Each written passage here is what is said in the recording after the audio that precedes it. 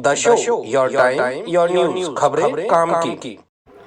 दोस्तों, ख्वाब तो हर इंसान देख सकता है, लेकिन उनको पूरा करना हर किसी के बस की बात नहीं। दूसरी ओर अगर ख्वाब ही नहीं देखोगे तो फिर उनको पूरा करने का जज्बा कहाँ से आएगा। दोस्तों, IAS बनना लाखों करोड़ों लोगों का सपना होता है, लेकिन उनको सच साबित करने वालों की तादाद बहुत ही कम होती है।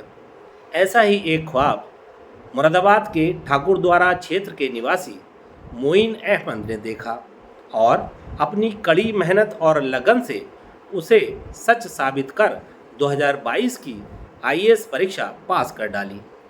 बहुत ही निम्न मध्यम वर्गीय परिवार से ताल्लुक़ रखने वाले मोइन अहमद ने यह सफलता चौथे प्रयास में हासिल की, लेकिन इस दौरान उन्होंने रिश्तेदारों और समाज के जो ताने सुने, यह उनके लिए एक नई चुनौती बन गए।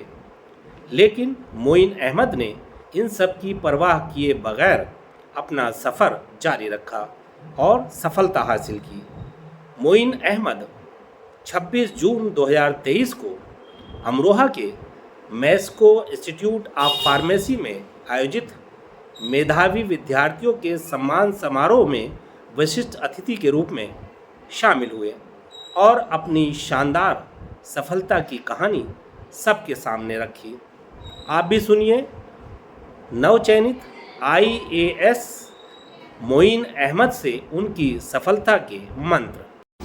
इतने भी चैलेंजेस आए तो आपको घबराना नहीं है। मेरी अप्रोच यही है कि nothing is impossible, everything is possible. कुछ भी असंभव नहीं है, सब कुछ संभव है।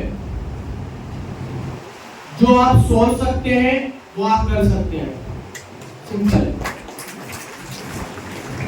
यहाँ पे स्टूडेंट बैठे हैं बहुत सारे, और मेरी कोशिश रहेगी कि मेरा स्पीच का फर्स्ट पार्ट उन्हीं को फायदा पहुंचाए।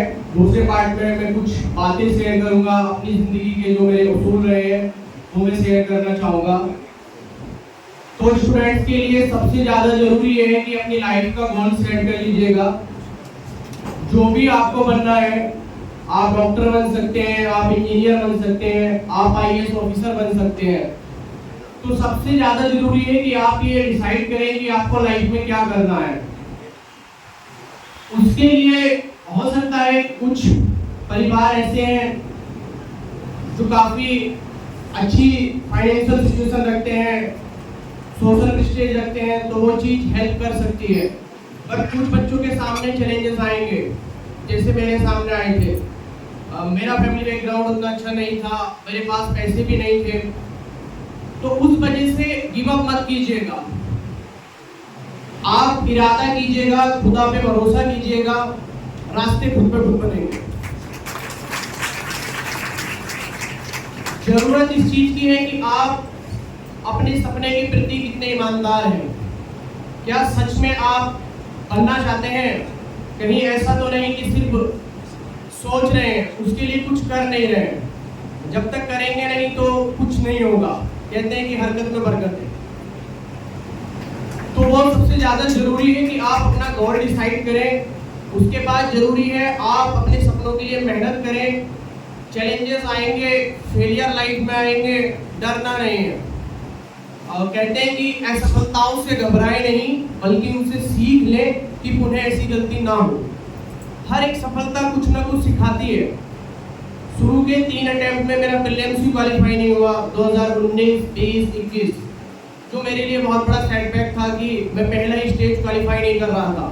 बट मैं उससे डरा नहीं, मैंने हर स्टेज से सीखा कि कौन सी स्टेज मुझे क्या चीज़ सिखा सकती है। 2019 में मैंने सीखा कि मैंने कम वक्त में स्टार्ट किया। 2020 में मैंने सीखा कि मैं ओवर थिंकिंग किया। 2021 में मैं गलत स्ट्रेटजी का शिकार हुआ। फिर इन तीनों से मैंने सीख के 2022 में अटेम्प्ट दिया, और फाइनली मेरी मेहनत और अल्लाह की मदद से मुझे कामयाबी मिली। सब कुछ हासिल नहीं कर सकता, खुदा की मदद का होना बहुत ज़्यादा ज़रूरी है। मेरा ये ईमान है, हर किसी का अपना अपना रहता है। तो मेरी ज़िंदगी के उसूल यही हैं, और बाकी मेरे उसूल हैं कि जो भी मेरे पास लिमिटेड सोर्सेज हैं उसमें जितना हो सकता है मैं दूसरों की मदद करूं। तो हर किसी के लिए मेरा यही संदेश है कि आप जरूरी नहीं किसी को पैसे देके ही मदद करते हैं।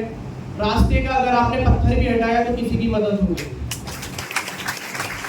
तो इस तरीके से किसी को आप हॉस्पिटल ले गए, किसी के आप सुख दुख में काम आ गए, तो ये कहीं ना कहीं पार्ट होता है।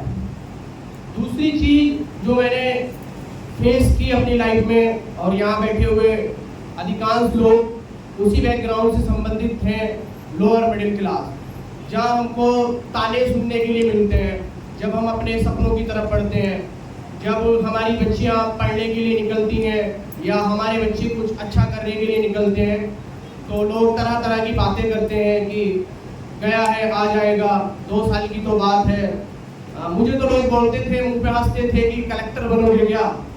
तो उन चीज़ों से मैं परेशान नहीं हुआ, मैंने उनको पॉजिटिव वे में लिया कि कोई बात नहीं है, ये सोसाइटी ऐसी है, ये समाज ऐसा है कि ये टांग खींचेगा, लेकिन अपनी मेहनत और अपने लक्ष्य के प्रति समर्पित रहने से कामयाबी जरूर मिलती है।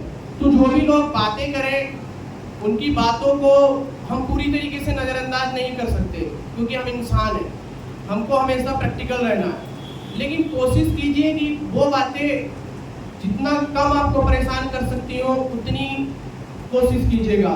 ज़्यादा रिश्तेदारी में मत जाइएगा। मेरा था कि मैंने जाना ही बंद कर दिया था, मैं त्योहारों पे घर नहीं आता था, क्योंकि आप आएंगे, आपको लोग बोलेंगे तो फिर आप परेशान होंगे। तो उस चीज़ को अवॉइड कीजिएगा, और ज़िंदगी में हो सके तो कोशिश कीजिएगा कि किसी का आपकी वजह से दिल ना दुखे, और ये एहसास हो जाए कि किसी का दिल आपकी वजह से दुखा है तो माफ़ी मांग लीजिएगा। माफ़ी मांगने से इंसान बड़ा होता है, छोटा नहीं होता। तो अपनी लाइफ के उसूल बनाइएगा और उन पे चलिएगा। ज़िंदगी में बहुत मोड़ आएंगे जब आपके उसूलों से आपको हटाया जाएगा। बहुत तरीके की प्रॉब्लम आती है, लेकिन आपको हटना नहीं है। अल्लाह ताला भी उन लोगों से ही ज़्यादा खुश होता है जो उसके बताए हुए रास्ते पे चलता है और उसके लिए कोशिश भी करता है।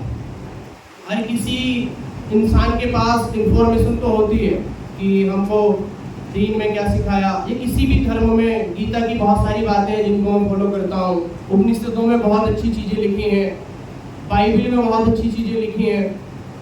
लेकिन सिर्फ इंफॉर्मेशन से काम नहीं चलेगा, आपको एक्शन में वो चीज़ दिखानी होगी।